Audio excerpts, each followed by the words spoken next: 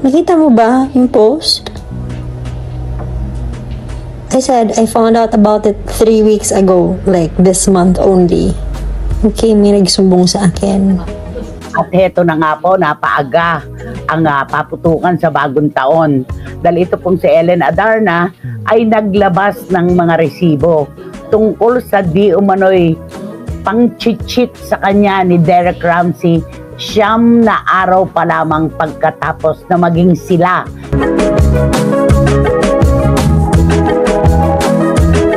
Pero eto, ang tanong kay Ellen, bakit ka pa rin nagpakasal? Alam mo pala na cheater ang asawa mo. Hell no! If I knew about this before we got married, no!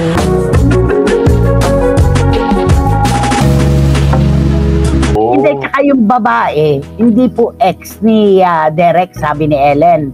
Isang matagal ng kaibigan ito na laging kasama ni Derek ng ilang dekada na. Bitiranang kolumnista na si Christopher Min, nawindang sa nakatagong kwento kina Ellen Adarna at Derek Ramsey.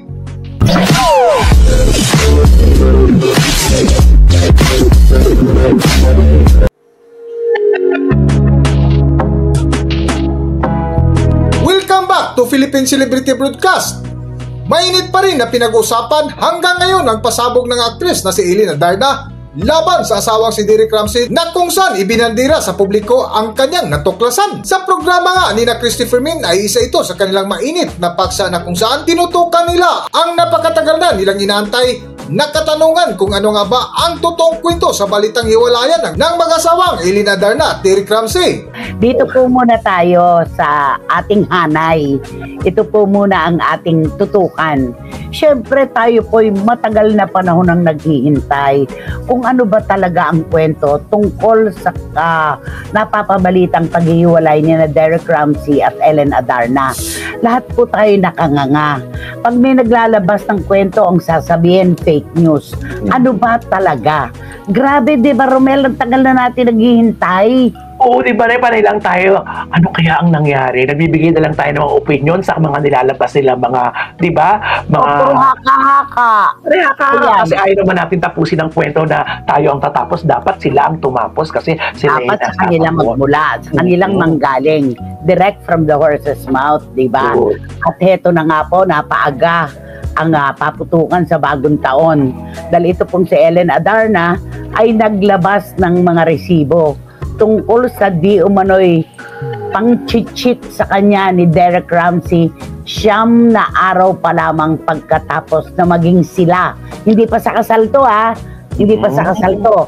Dahil February 4, 2021, opisyal na naging magkarelasyon sila, di ba? Tapos nagkapamanhikan hanggang sa nagpakasal na po sila noong November 11, 2021. Ito po yung tinatawag nating whirlwind romance, di ba? Ang bilis kasi. Nagkakilala ng Pebrero, naging sila noong February 4, nagpakasal ng November 21, at nagpakasal pa uli sila sa Peru nung dumating yung unang taong anibersaryo ng kanilang pagiging mag-asawa. Hanggang sa nagkaroon na sila ng anak, si Lily, ngayong October 24, nung nakaraang 2024.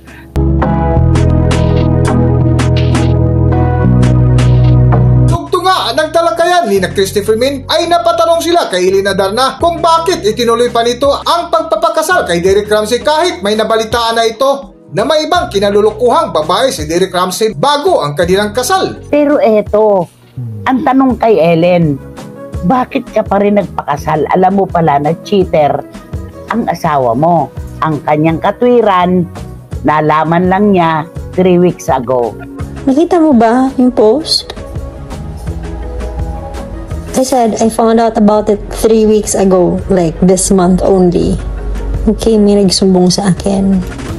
So, there. Di ba, Romel? Oo, nakakaloka nga yun, baby mo, kahit ang tagal talaga, talagang bumula talaga siya na isa nalaman niya. Siguro, ang feeling ko dyan na yan, siguro labis niya talaga ring mahal si Derek, na hindi niya malubos maisip na bakit kaya naitago niya pa sa akin to. Pwede niya naman siguro sabihin niya na bakit ngayon ko pala sa iba pa. At kung titingnan natin, yung mga IG nila, no mga panahon na yan, yung mga nakaraang panahon na yan, walang mag-iisip na may problema sa kanilang relasyon. Very true. Napaka-sincero ng mga ilalabas nilang retrato bilang ina at ama nililipot, di ba? Tapos yung biruan nila, yung mga travel nila, wala, pati yung pagmamahal ni Derek sa kanyang anak kay John Lloyd, di ba? Walang mag-aakala na meron itong problema. Tapos pagkatapos daw ng kasal, naramdaman daw niya na parang nanlalamig na sa kanya si Derek, laging wala. Yun pala kasama nung side chick. Uso ngayon, side chick. Diba? Oo, side chick, hindi na sidekick. Wala din sidekick na nasipa na. Hindi na escabeche. Side chick, yung third party. Yun ngayon ang uso ngayon. So yun daw yung mga napansin niya. Hanggang sa hindi na nga siya nakatiis lately, umuwi siya ng Cebu. At hindi siya nagsalita muna. Ang sabi pa nga niya, fake news yun eh. Yung mga lumalabas eh. Di ba? At si Derek, tanungin mo, fake news. Maghihintay tayo. Ang tagal na natin naghihintay. Hanggang sa eto na nga, nagpalabas na siya ng mga resibo. Haba nung convo. Correct. Nakakaloka. At ang nakakaloka lang doon, yung hindi ko makalimutan na yung sinabi niya na sana kasi nanahimik ka na lang. Diba? Ayun yun, dahil nakakapawag pansin yun. Naghintay ka na lang, diba? Hindi, tsaka yung babae, hindi po ex ni Derek, sabi ni Ellen. Isang matagal ng kaibigan ito na laging kasama ni Derek ng ilang dekada na. Yeah, but to clarify, she is not an ex-girlfriend. She's, I think, a side chick. So, not an ex-girlfriend. Kawawa naman yung mga ex-girlfriend na walang kinalaman. But, yeah, I know this girl has always been there. They've been friends for decades and she's always been there. So, there.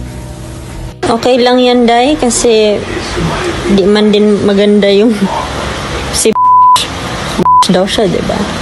So, kung siya, mas ako.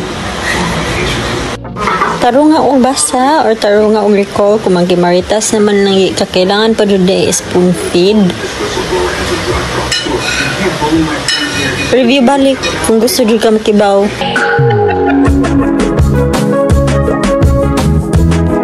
Sa dulo nga ng paksa ni na Christopher Min ay binahagi nila kung sino ang napabalitang babae na kinalulukuhan ni Derek Ramsey ng ilang dekada na.